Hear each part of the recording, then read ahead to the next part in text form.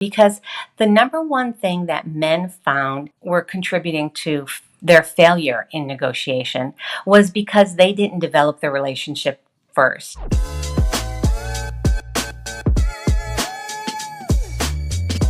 Are you ready to stop leaving money on the table? Our speaker today is an international best-selling author and speaker on power, persuasion, and peace.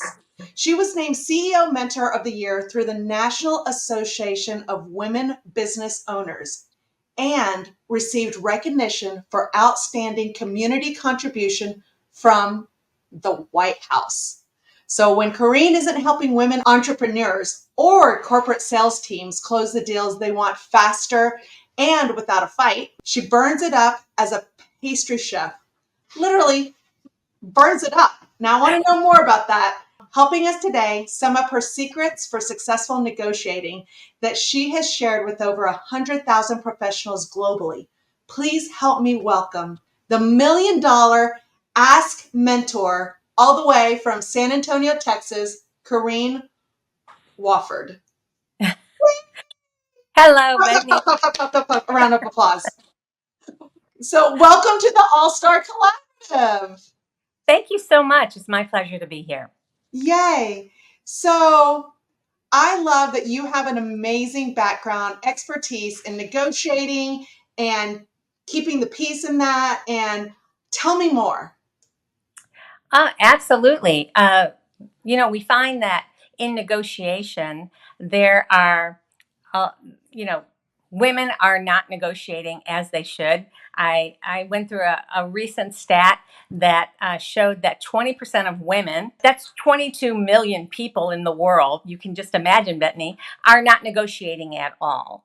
And I realized that, being an overgiver, recovering overgiver, that I too acknowledged in my career that I was, my overgiving nature was costing me thousands and thousands of dollars. And I remember the time that I decided it had to stop. I was 29 years old. I was working for a global consulting company in Dallas, and we were in Nashville preparing for a an event, a management training program for Sony with 11 other facilitators. When in comes the director, and she says, "We've got a problem. The French entourage from Sony wants their program tomorrow in French. Do we have any takers?" And I remember. I remember that, if you were in the room, you could have heard a pin drop, but all I could hear was my heart beating 10,000 beats a minute and the conversation in my head saying, "Corine, whatever you do, do not raise your hand." And then my heart got involved. Before I knew it, Bethany, my hand was up in the air and I thought, and I heard my health self saying, "I can help." So here comes the director. She's bringing the leader's guide and she's very excited. We're going through it. And then to my right, I hear laughter and three other facilitators saying, "Rookie, she probably doesn't even know she could have gotten paid more for that." Well, I didn't worry about that because I had a job to do. So I was going through everything. And then the 1-2 punch comes pretty quickly when they start talking about their per diem. And I realize that everyone in that circle is making double what I'm making, giving the same level of content to the same level of managers.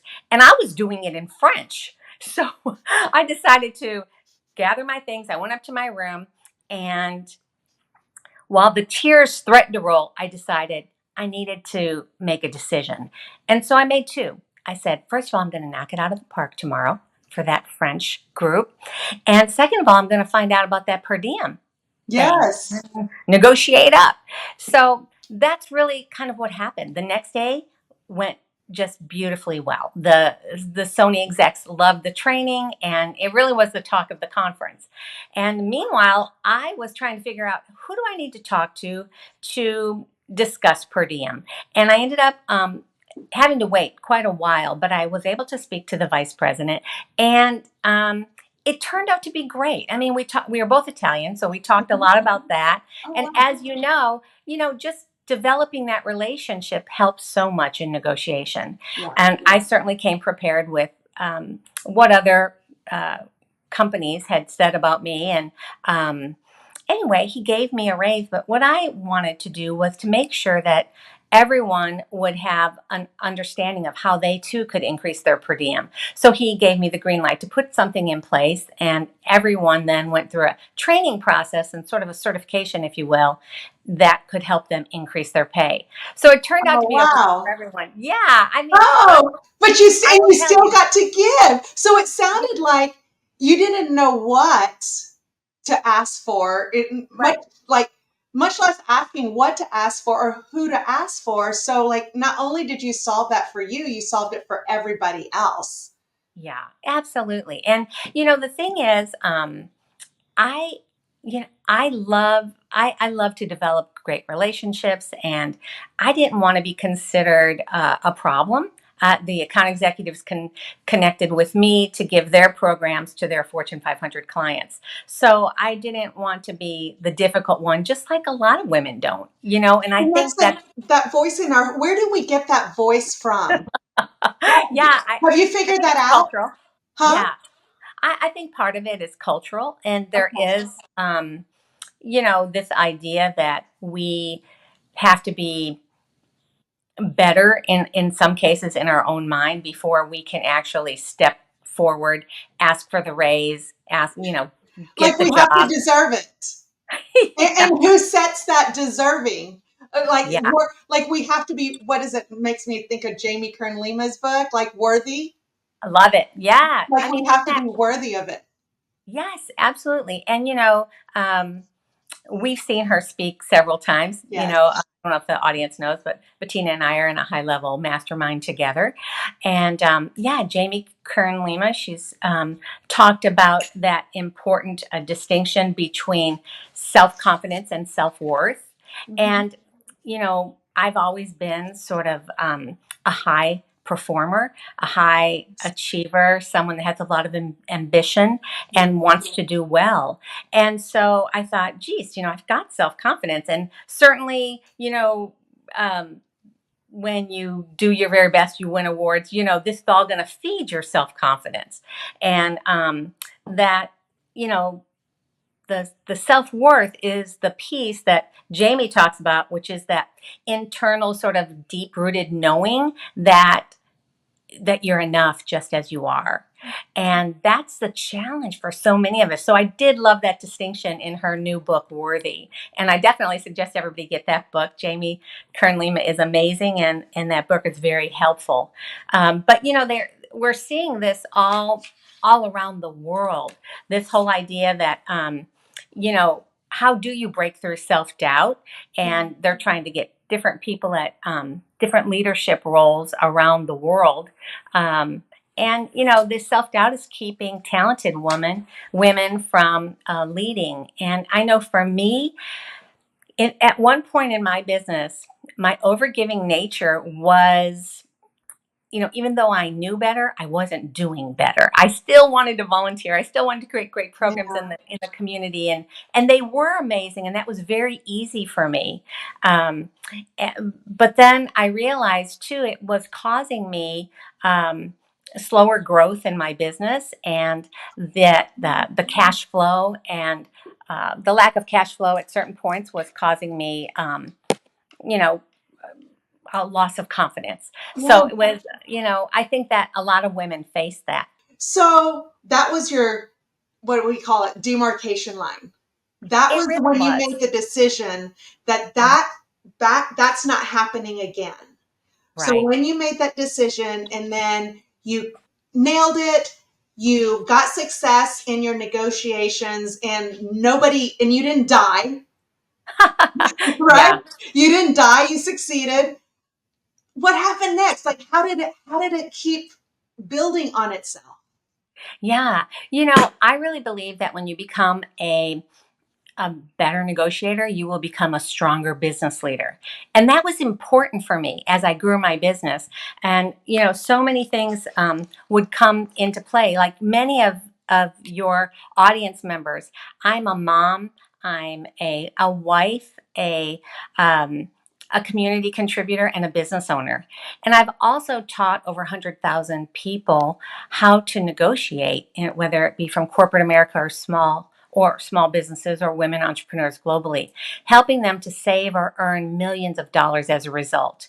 So, in order to do that, in some cases, I needed a sponsor. In some cases, I needed to I needed to be persuasive to get budget increases. I needed to talk to uh, leaders in organizations to see about getting one of my programs green lighted in their organization or in the school district. One of the programs I created for an art and leadership program for elementary children is still in our largest school district here in San Antonio. And when I talked about this in my book, when I created that, we had just moved to San Antonio. We did not know anyone. And I remember having this sort of conversation in my kitchen, as most things happen for Italian women in their In the kitchen. kitchen. And I'm just like, having this, fist pumping conversation with God, like, why did you give me these skills if I can't use them? I mean, I started my career at IBM and then took the leap uh, because I didn't want to miss any part of the journey when I did have children. And I was a newlywed Yes. at the time. And so when we moved to San Antonio, there were not a lot of Fortune 500 companies here. And I didn't want to be a road warrior. So I was like, now what am I going to do? Because I was with the global consulting company. Giving their programs to their Fortune 500 clients for a decade. And I became their senior training and development consultant. And it was all independent contractor work. And I didn't want to continue to do that. So I just kept hearing and getting all sorts of intuitive hits that I was to create this art and leadership program for children. So that whole story is in my book, but I will tell you, developing relationships, with key folks in the school, trying to get a budget going, inspiring everyone to back a program, and then getting sponsors that said, "Hey, we believe in this. We can help you." And then, their So, parents. so sponsors, you brought that up earlier and you brought it up again, right? Yeah. And negotiate with success. I love that, the Yeah. name of the book. It's Thanks. very clear to the point. I love that clarity. But you mentioned sponsors. What's another way of describing sponsors? Are they like the people that are like the in? Like when you're looking for sponsors, what is the Yeah. thinking behind that? Well, in that particular example, I was looking for sponsors for um, a cash infusion for the program. So really, you're always thinking about what can you provide to them in terms of value, Okay. and this reoccurred and reoccurred. I was recruited to join the National Association of Women Business Owners because one of them was in the school that.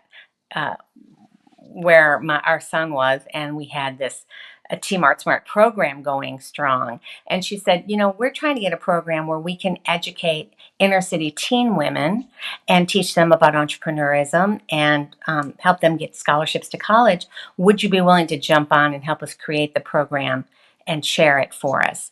And so, I, again, we needed corporate sponsors. And so that's just one view of it. And we were able to get that because in that particular case, we had a huge conference, in which case they could be sponsored. And then they could be highlighted, if you will. There were a lot of other things through a 6-month program where we could go to their organization and bring business owners and other influencers with us to give their company exposure. And there's just a lot of give and take with a sponsor like that. Now, there are some Yeah. examples of inside organizations where you might get a sponsor or a mentor to actually lead and guide you and introduce you to the right people. So that's another way or another definition, if you will, within an organization. Um, Okay. So it's just somebody who supports you either financially, emotionally, like through their knowledge base, wisdom, or connections. Correct. Ah, Uh, thank you. You're welcome. Because I've noticed like that word is used differently in different contexts. Oh, absolutely. Yeah. Absolutely. So we're not talking AA sponsors. So, No, but no. if you think about it, they're helping you, right? Guiding Yeah. you, being a big, big part of the journey. So that Yes. makes complete sense. Oh, It that's absolutely wonderful. does. And So, it really helps if you have aligned missions too. I know my mission is to what's your educate, inspire, and empower 5 million people or more to live the highest vision of their success. And I really believe that when you learn how to negotiate, you can get there faster and without a fight.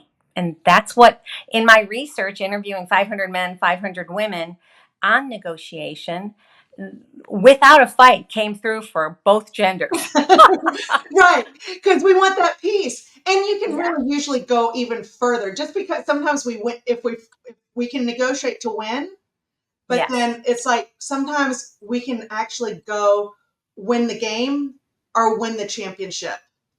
And when you Yeah. have peace, you're not just winning the game, you're actually winning able to set it up to win the championship. So I love that. So what is if like you see that if people would just do this one thing, make this one switch, it would Hmm. really just kind of across the board. You just see them, you're like, just come on, just and everything else will be so much simpler. Yeah. Well, I think that this really ties to that research that I was sharing because the number one thing that men found were contributing to their failure in negotiation was because they didn't develop the relationship first. So I would say that that's a key part of negotiation. And the number one reason women cited as having failed in their negotiations was because they did not ask specifically for what they wanted. So I Mm. think a combination of those two things are a great place to start, right? Yeah, I that's mean, the parent, and this is what you get if you'll do that. So men like getting to the point too fast. Women don't get to the point fast enough. So if we just like get there, oh, that's fantastic. I couldn't agree more. So you said okay, so you brought about like building that relationship. So I've heard about it. I mean, from my profession, like we're taught to build relationships and there's systems mhm. and process to do that. How, what is your, when you share with somebody, like, this is how we build relationships, guys, before you just go at them, like ask for the date before you get married. Oh yeah, absolutely. How do you teach And I think so much of it is, having a mindset around the idea that you're there to be of service, and if you can position yourself and your service in that way, I think that starts that's a good place to start. So absolutely. many times people ask me about power in negotiation and, who has the most power and doesn't that impact the relationship? And I always feel like, guess what? It doesn't have to. I mean, the normal answer would be that the person with the most power, the organization with the most power, that has is usually the person that has the most resources, the things that can leverage an outcome. But I always tell my clients why that while that might be a factor, you are the most powerful part of the negotiation.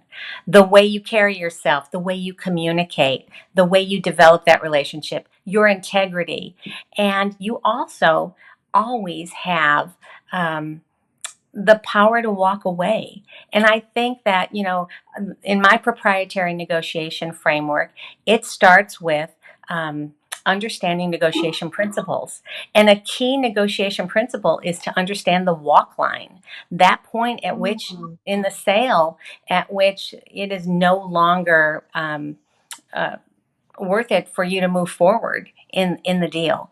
And That's and powerful. Talk and that's about when you really get power. it. Like Yeah. that is empowering right there.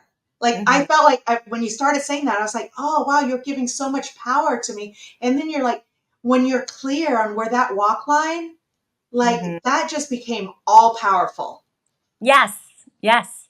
And we see this, I see this with my clients, even clients that come to me that want coaching for, getting for a job, say, for example, or a raise. And they really feel like they are in a one down position. They're not powerful at all. Mm, And the thing is, you know, um, on average, our clients make 30% more than the highest price range of any job that they interview for. And that's just really the power of having a negotiation coach yeah, on your side as you move through the process. But a lot of it is asking good questions, really understanding the deal. Who are the key players? Who are the influencers? Who are the decision makers? I mean, you see this in real estate as well. yeah. um, I give that an example in my book about real estate, Okay. where you might be a realtor that is used to selling things that are homes that are maybe 100,000 or 200,000, and it's sort of your bread and butter, and you decide that you're going to expand to other cities, and now you've got this opportunity where you're going to be focusing on maybe the $3 million plus homes. Yeah. And does that change everything about who you are as a realtor and how you're going to approach getting someone a fair deal? I mean, I would certainly hope not. The thing is, you're just going to have to be more aware of all the factors and all the people impacting the deal and develop relationships with all of them. Because as you create value for mutual gain, you have to know what you want and why it's important to you. And you have to know what they want and Yeah. why it's important for them, and then be able to define the difference. And therein lies the negotiation. The So negotiation. I love that. It's like you surround with people who all have kind of stake in it, who all have an opportunity to gain from it, yes. and everybody has the same mutual interest and want to. Basically, they want to get in this car and they all want to go to the same place. Sounds like, Yes.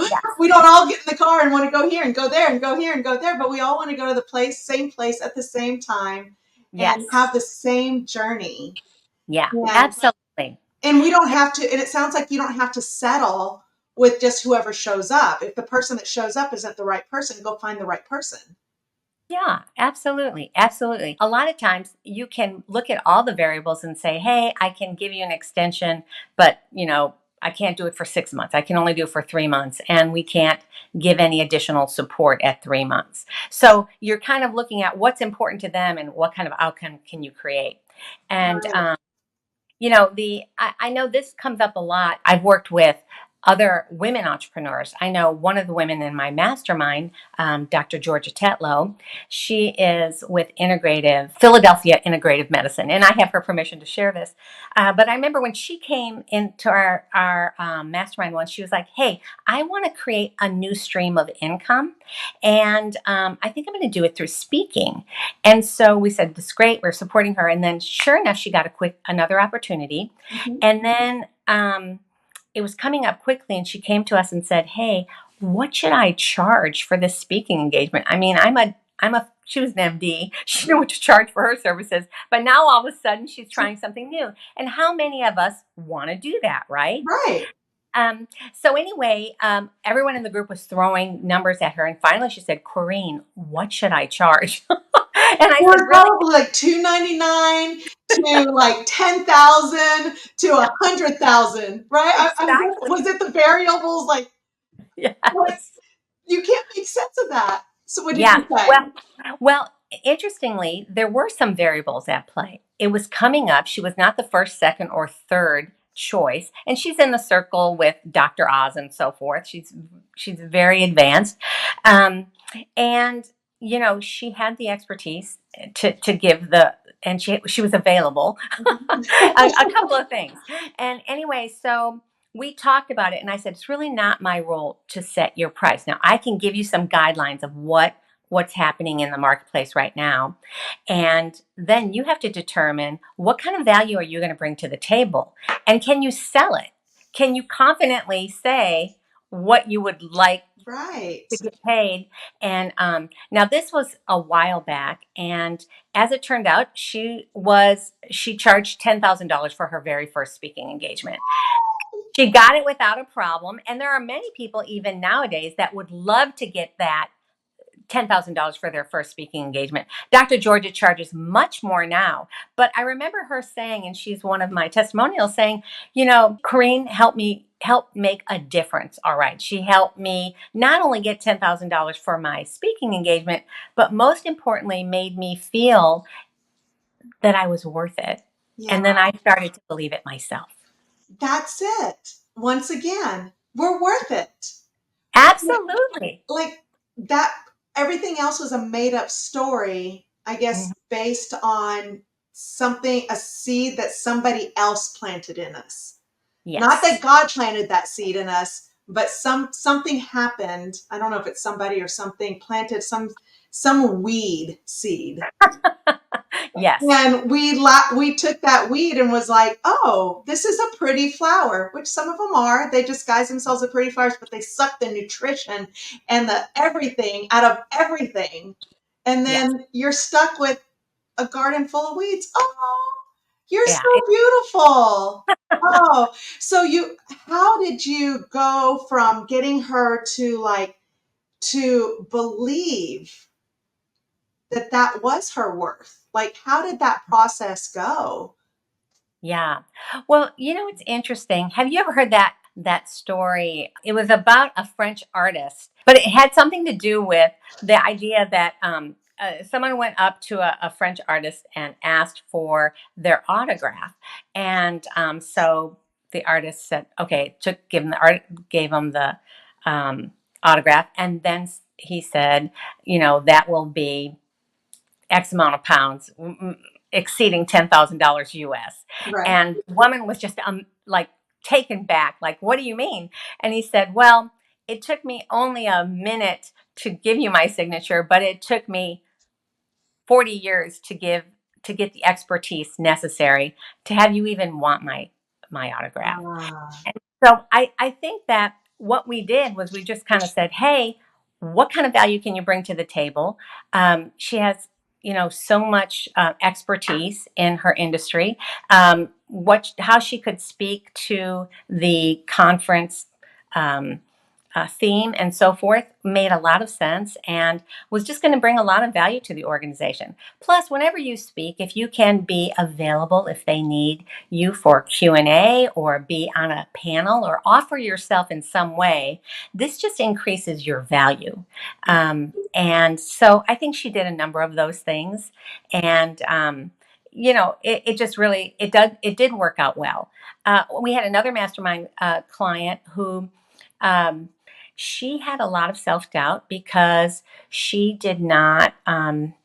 She felt like she needed to have some advanced degrees, which she did not in her industry, and she got a big opportunity to work with the ambassador of Paraguay, and she had a company that provides services like if you are a rock star, for example, and you wanted someone to come and do training for your son and travel with you, teach him French and the guitar. oh, She does all these great educational services that are very unique. And so they wanted these services.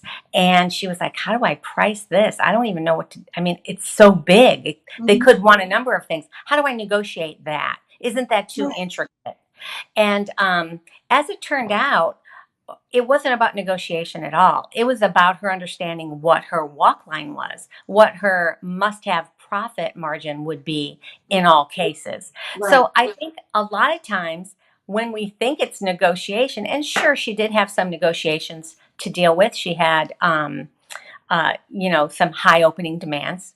They wanted her products and services for nothing originally, and I think just that was the walk line. I think that was on the other side of the line, like, woo, over their line.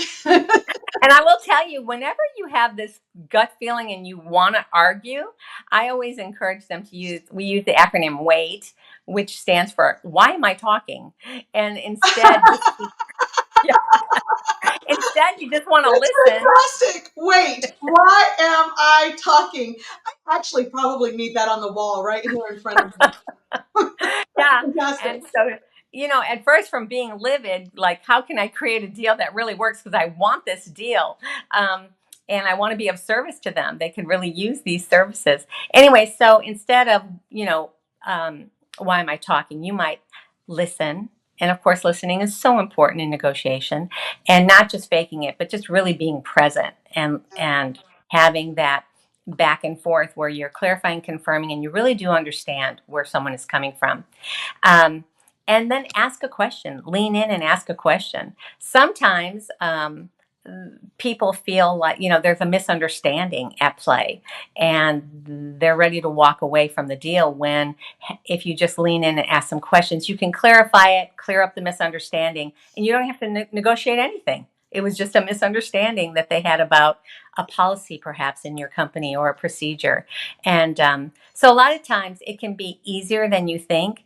And after having traveled with hundreds of exceptional salespeople from wonderful organizations, I can tell you that a lot of people negotiate too soon. They start giving away the store before they actually use their selling skills to understand and clearly communicate the value of their product or service. And then on the other side of it, some people just completely avoid, com- the negotiation altogether and just walk away from the deal when they could have actually come to the table with some sort of trade-off, something that was of Mhm. comparable value. A trade-off is always the first thing you want to shoot for. It's Right. when two parts of the deal really make sense for both people and there's comparable value Mhm. there. So you want to at least try to negotiate.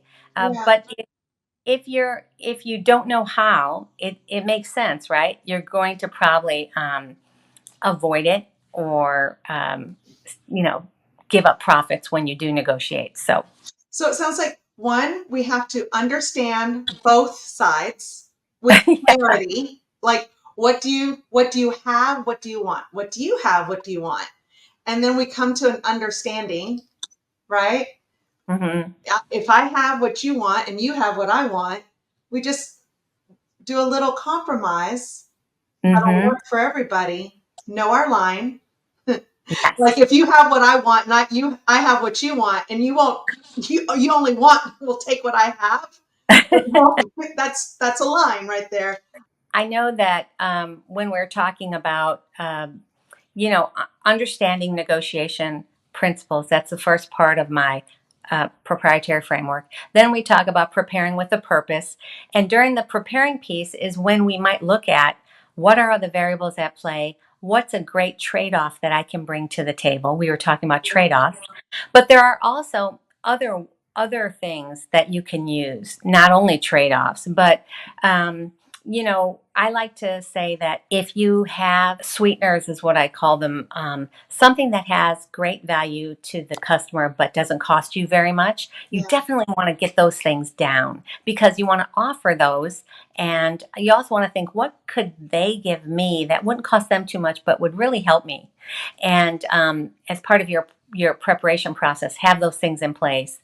And then also know that, you know, people use the when you're creating value from mutual gain, people will also use the split the difference strategy. mhm, And some people start there right away, which would be a counterproductive behavior because if you say your house is selling for X amount and they go right to 50% off and it's not been on the market for 6 months or right. whatever, you understand. That doesn't make Never any split sense. the difference.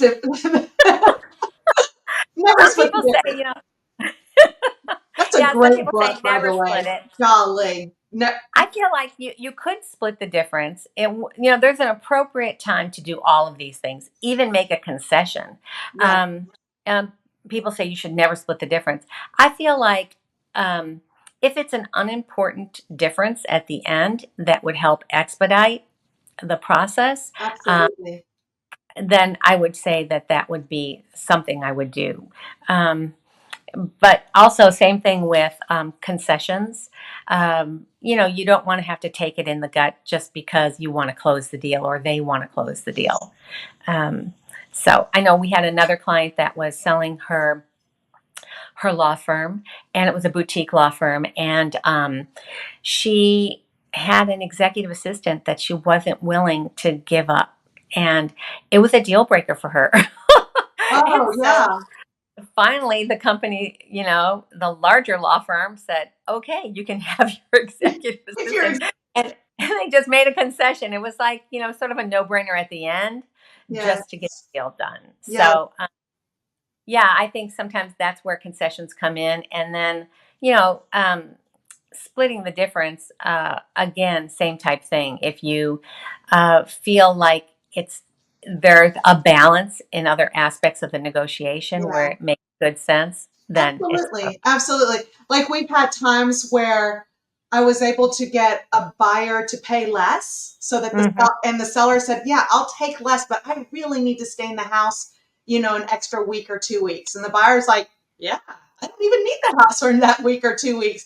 So it was like, it was a great compromise. Yeah. Like, I see that often. And then like we're negotiating and then it's like $500. All right. You want to just split that? Right. Hmm. And that way, both folks feel, like, okay. Have you, Heard and seen. one of the jokes I've heard is a good negotiation is when nobody feels like they won. What is your thought? Like, I don't know if you've heard that, but it's like if we walked away and both people don't feel like they've had incredible success, that was good. And I'm like, yeah, I get that, but then I'm like, oh, but I want everybody to feel good, right? Yeah. So Well, it's interesting. I will tell you, Brittany, uh, that oftentimes this whole idea of emotional regulation, the feeling piece of negotiation, is really important. It's mhm, it's it's a secret to negotiating with success. So regardless of, you know, whether or not you got everything you wanted, and I think most people are pretty realistic that they're probably not going to get everything they want. right, But let's hope you get everything you need and the majority of what you want. I mean, I would say that's a win. yeah, Um, I have learned to not use the word fair in negotiation because your perception of fair might be different than mine. yeah, I like the idea of equitable. I mean, are you feeling like you're getting some value? And, is it of comparable value in terms of what I can and want to do to help and support you? If not, let's talk about that. You know, yes, yes. sometimes Fair is I one of tell, those words that's actually forbidden in my house.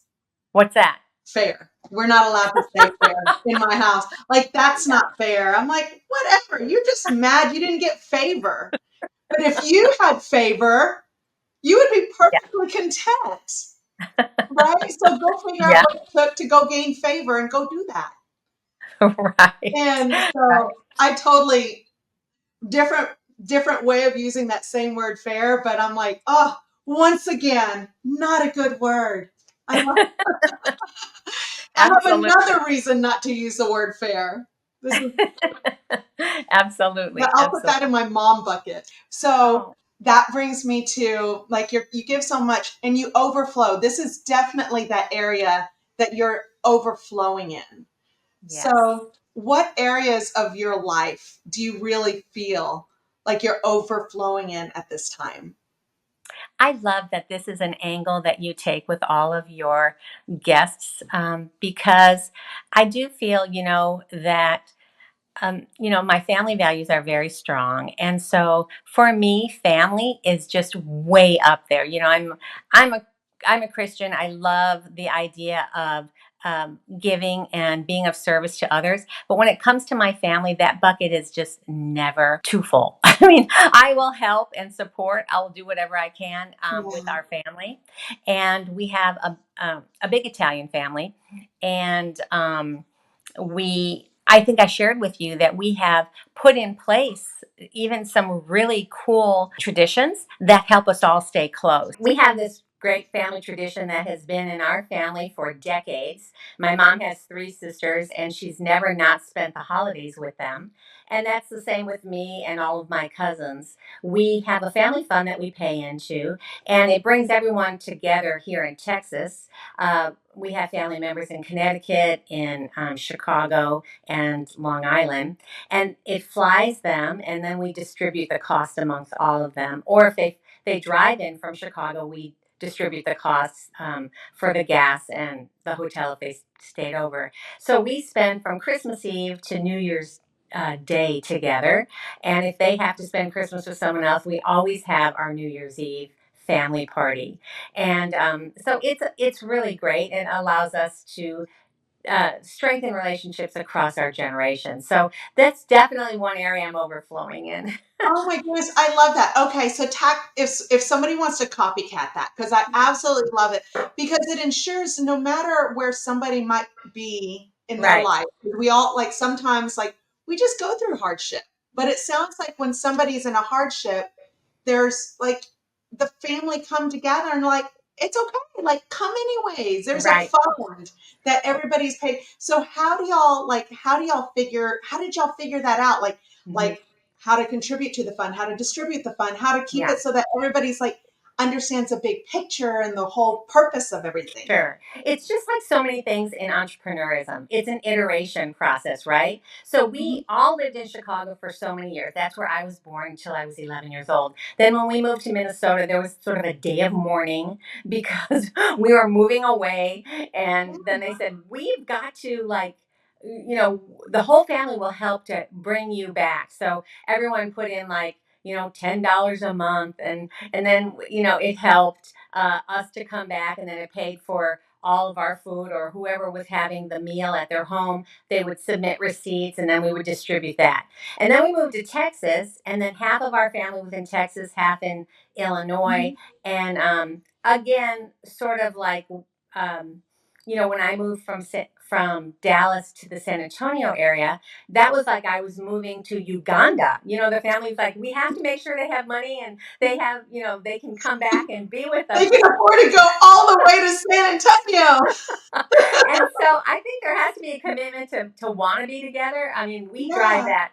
We drive that. My husband and I have driven that 4.5 hour, 5 hour trip like it's an hour for over 30 years. And we're there for family meeting, family birthdays and celebrations whenever we can. And so anyway, so it started at $10 per adult. And Mhm. then if you're in college, you don't count.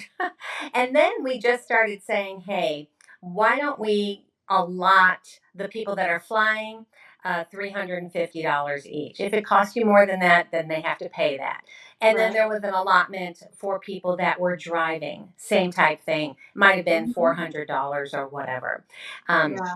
and and then combined with the receipts at the parties for the New Year's Eve or Christmas Eve or whatever, then we have someone in the family that helps, that's kind of like the finance guy or girl, and then they let us know what we need to pay, and we just do it.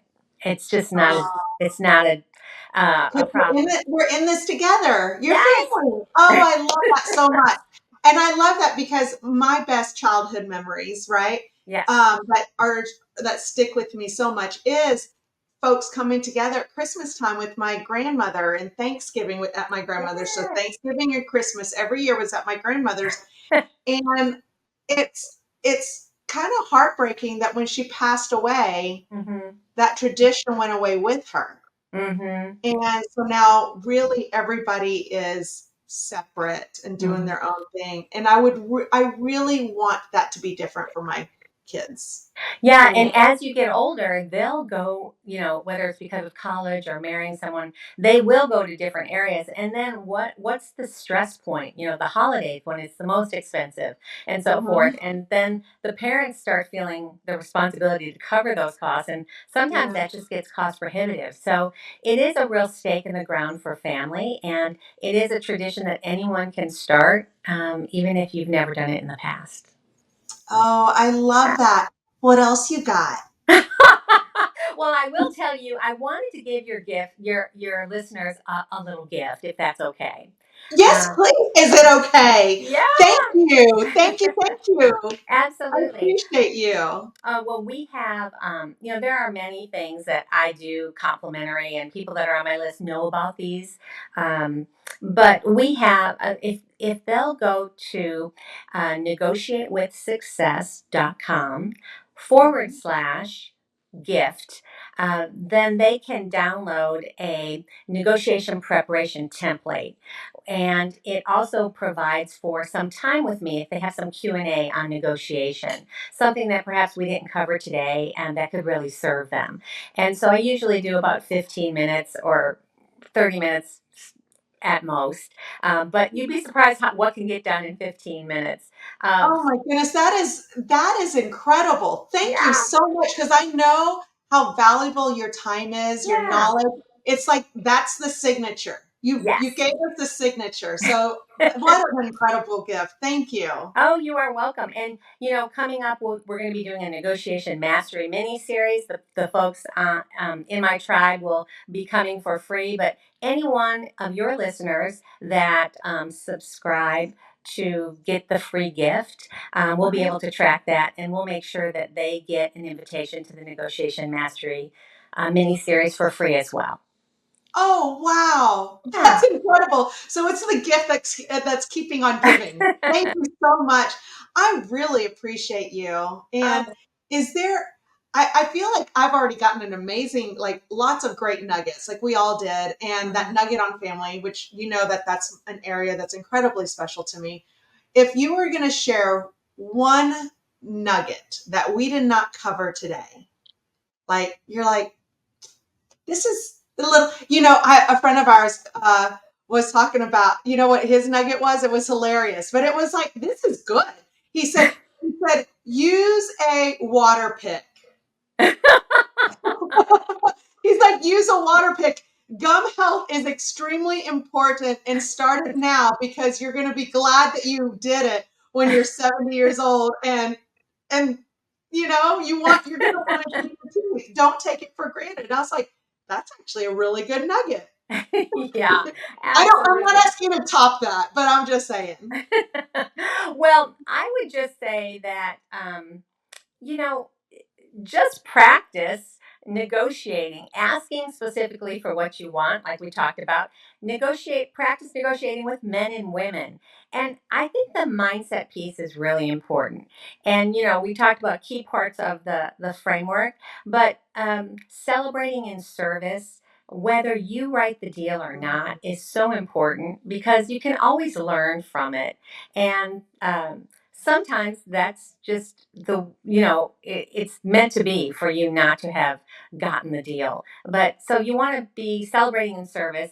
And then that whole mindset piece, I guess I would just leave your audience with this idea that, ask yourself, what if it all did work out? Imagine What the if? next time you negotiate, and fear does not win.